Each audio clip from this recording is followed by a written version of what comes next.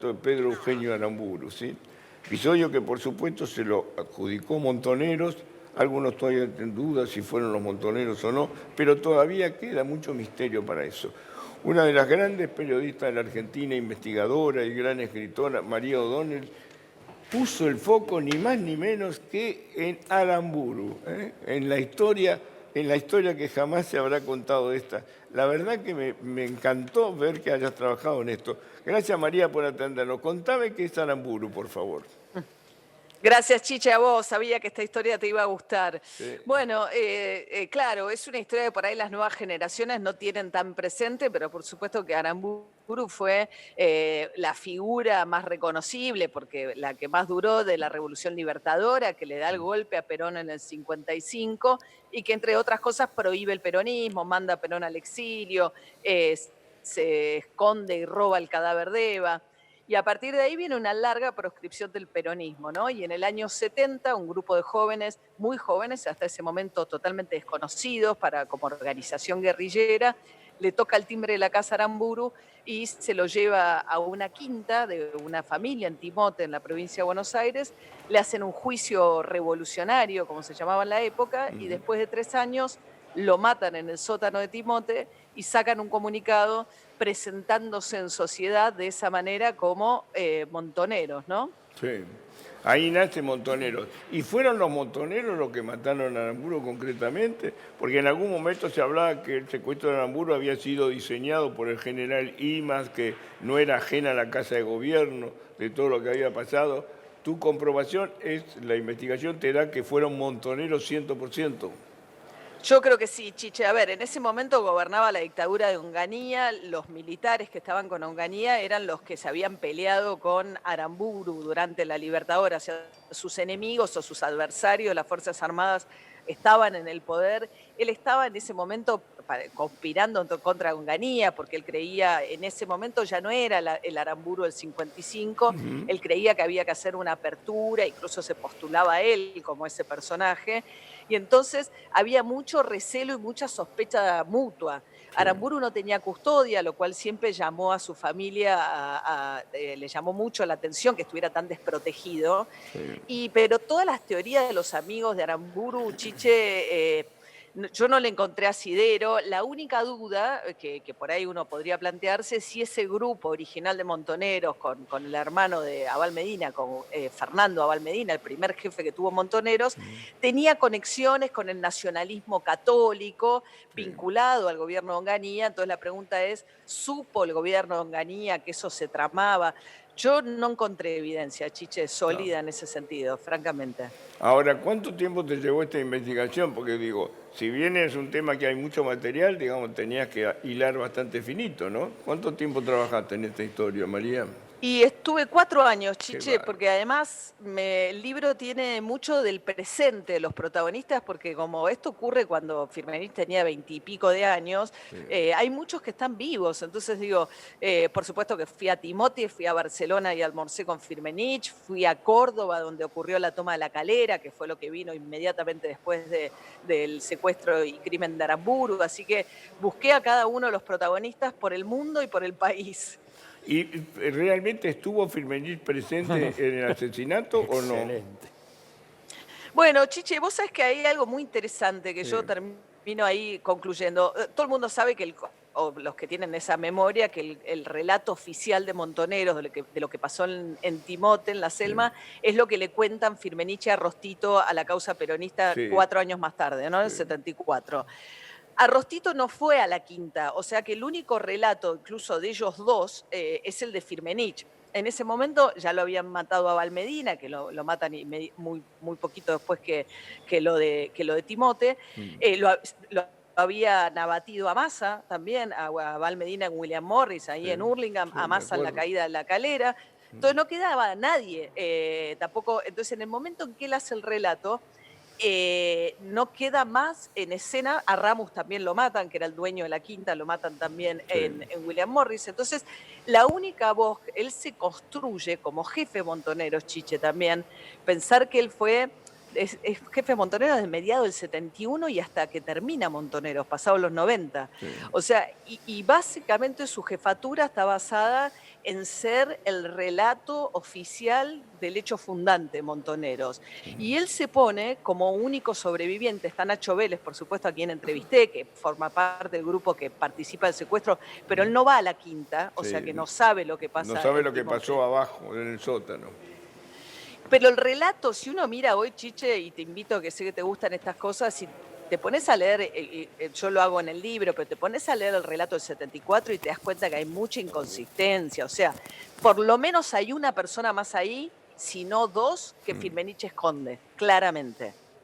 No, desde luego, bueno, ahí estaba el que martillaba para que no se Sí. oigan los tiros y todo eso, digo, Eh, mucho folclore en eso. Almorzaste con Firmenich, ¿te impresionó como un auténtico jefe militar o te decepcionó?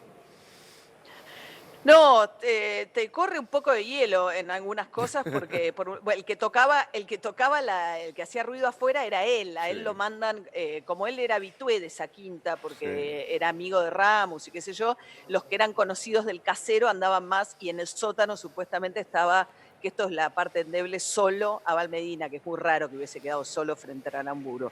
Pero te decía, vos es que en un momento yo le digo, vos te vas a acordar de esto, Chiche. Viste que muchos dicen que el famoso Proceda en el sótano de Timote, Que lo dijo Aramburu. claro, pero decían que era falso porque tenía una media metido en la boca. Estaba Vos embarazado, sabés claro. Sí. que la autopsia, de hecho yo revisé los 17 cuerpos de la causa judicial y está el tema de la media, o sea que en la autopsia figura que él tenía una media en la boca. Y yo le digo, muchos dudan de ese relato porque ¿cómo pudo haber dicho Proceda alguien que estaba con una media en la boca? Y Sí, en ese momento dobló una servilleta, se la metió en la boca y me dijo, Proceda. mira vos. Mira. Entonces te digo, tiene Y esas se oyó el cosas. Proceda. Era gangoso, pero te juro que yo escuché perfecto, Chiche. No, me imagino, claro que se escucha, digamos, la palabra se articula. La verdad que te metiste en uno de los temas más apasionantes de los crímenes políticos del siglo XX, digo, y me alegro que seas vos con la minuciosidad y la prolijidad y el empeño que has puesto. Pero no me contestaste qué te pareció Firmenich. No, no, no, pero es que con esta anécdota te decía que a uno le corre frío. O sea, Ah, imagínate que a sí, alguien vos le decís, es sí, creíble el relato por esto, y digamos, 50 años más tarde, en sí, un bar divino en el Mediterráneo, él vive sí, sí, muy austeramente, ¿eh? sí, Pero el lugar es espectacular, vive a media hora en las afueras de Barcelona, cerca de donde vive Messi incluso. sí, sí, Imagínate, estás comiendo un bacalao, ¿no? Yo lo había invitado a almorzar a él y a su mujer de toda la vida. sí. Estás comiendo un bacalao, terminamos de comer, vamos a tomar un café. Y se mete una servilleta en la boca, ¿entendés? A mí, Sí, digo, claro, decís, es de una frialdad. Tiene sí, una memoria fenomenal y sí. tiene mucha frialdad y Sí, una actitud. lo que vos sentís es lo que yo sentí cuando lo conocí y hablé varias veces. Te corre hielo por la sangre cuando lo ves. Y lo bien que Te sí. produce, Está bien. te Sí, produce una sensación de frío. A mí me produjo eso. No de sí. miedo ni nada, Con ¿viste? un contraste, Sí, Chiche, notable, perdóname, que sí, imagínate que yo lo encuentro también con su mujer, con sus sí, nietos, a la vez es el abuelo que tiene la sillita del nieto en el auto, sí, ¿entendés? sí, sí, Nada más sí. que, nada más que Eh, Firmenich. eh, ¿Cómo? Nada más que claro. Firmenich. ¿Qué Firmenich? Nada más Sí. que es eso. Pero es apasionante el trabajo Sí. que ha hecho María, Ah, es bueno, una es cosa, impresionante. la verdad que le envidio porque digo, tiene además la consistencia y el empeño por hacerlo María. Digo, hay que tener ganas y hay que meterse porque es un laburo japonés eso. Has Quería- hecho una Sí, reconstrucción impresionante. ¿Puedo preguntarle a María? gracias, Chiche. Sí. ¿Qué querés preguntarle a Quería María? preguntarle a María si en esa charla con Firmenich, en algún momento sentís que estuvo arrepentido de lo que hizo. No, yo creo que eso es lo que lo hace además un poco condenarse a sí mismo al ostracismo. Él de Aramburu no se baja. Él entiende que además poner énfasis en Aramburu es ignorar la violencia previa que hubo en Argentina, que Aramburu se entiende porque antes hubo el 55 y el bombardeo de Plaza de Mayo. Es el hecho fundacional que le da identidad a Montoneros y él de eso no se va a bajar nunca. Él cree que es Sí, un sí, hecho que cumplió su te objetivo. lo A fundamenta ver. y están convencidos de eso. Cuestionó a Perón. Se enfrentó con Eh, Perón. No es como cuando fue el otro jefe de LERP, que Gorriarán Merlo, que se arrepintió de algunas cosas. Firmenino no se arrepintió de nada. Un poquito sí, ¿te acordás, Chiche, cuando Menem le da el indulto junto a sí. los militares? Hacen esa puesta en escena con Neustadt en la que Sí. hablan de la pacificación y él hace una especie de autocrítica leída. Pero ese reportaje, que estaba todo preparado, se malogró cuando Neustadt le pregunta por Aramburu. Y ahí Firmenich deja de leer y dice, no, pero eso lo juzgó la historia. Yo no lo maté. Y ahí se armó el lío porque iba con el discurso de la pacificación y la reconciliación, pero su límite era Aramburu, claramente, en esa conversación. No, bueno, es apasionante, Chichi, por supuesto, está la historia de los cadáveres, digamos. Recordemos que ellos se quedan con Sí, el que cadáver de Aramburu. después se con la roba el intención. cadáver, desaparece, unas cosas. Bueno, la Argentina Se tiene lo una roba historia- Paco Urondo. Sí, digo, nosotros tenemos una especie de necrofilia apasionante detrás de todo eso. Hemos robado cadáveres, se sacan, aparecen, digo, bueno, es parte de todo lo que fueron los 70, sin duda. Y qué bueno que vos tengas esa visión. Ahora, vos eras muy chiquita, con lo cual es doblemente empeñoso y doblemente meritorio, porque vos no habías nacido, digo, cuando todo esto pasó. Yo nací en el 70, Chiche. Vos sabés que para mí es Mirá vos. bastante. Y acabo de cumplir 50 años en cuarentena, Ahora- o sea que es una historia que. Ahora, no pareces ni 40, nena, ¿eh? Ay, Pero gracias, Chiche. Impresionante, en serio te digo, pareces una apéndice total. No puedo creer que tengas 50 años. Te juro, no lo puedo Te creer. juro, Chiche. No lo puedo creer. Te juro, te juro. Todo llega, Chiche. Sí, todo llega, está bien. Pero si vos tenés 50, imagínate lo que nos pasa a nosotros. Pero la verdad estoy encantado de poder leer ese libro, la verdad que lo estoy esperando porque me parece que va a ser una de las mejores piezas sobre el tema. bueno. La verdad que me encanta. Ay, ¿no te llegó? Te lo dediqué, Chiche, No, te decía justo no la me dedicatoria, llegó además que todavía. sabía que era una historia que a vos te iba a gustar. Tendría que estar ya no me ya está llegó. firmado y en camino. Ay, No qué me lástima, llegó seguro que todavía, ya. te prometo que lo voy a leer apenas lo reciba, porque la verdad que me entusiasmó ver que habías trabajado sobre ese tema. Yo no sabía que estabas trabajando en eso, así que lo espero con mucha ansiedad. María, que tengas Gracias, mucha Chiche. suerte. No pareces 50, estás bárbara, así que quédate tranquila. Seguí trabajando como trabajás, una gran periodista, gran escritora. Te mando un abrazo enorme. Beso gigante, Chiche, muchísimas gracias. Chao, güey.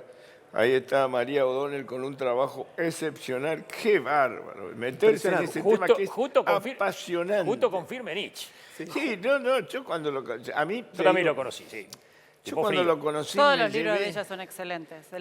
Sí. Que los libros de ella Sí, son María excelentes. trabaja en serio. El otro Pero digo, también. yo cuando me contó que almorzó, digo, porque yo tuve 2 o 3 encuentros con Firmenich y fueron horribles, porque es un tipo que no sale de una... Es un cubito. Sí, es un cubito. No tiene, Pero no entiendo qué no quiere tiene decir. aristas. No tiene aristas, no es una persona que le puedes entrar por ningún No lado. manifiesta sentimiento, no tiene sentimiento. No, nada. Esto que dice, bueno, cochecito, el nieto, todo eso es raro, porque te encontrás con un tipo que está absoluto y totalmente ideologizado. Es una Yo cosa... conozco gente que se ha Habla enfrentado como- con él en habla combate como y en habla un de un tipo bando. muy frío, muy Habla frío. como en un comunicado. Ah, bueno, a ver, yo soy Es muy alumno. impresionante. Mirá que nosotros hemos tenido diálogo complicado con Firmenich. Y pues, el tipo no sale. No transmite sentimientos. Es una cosa muy complicada. Y ha pasado muchos años, ¿eh? Nos despedimos nosotros hasta mañana a las 3 en punto. Chao.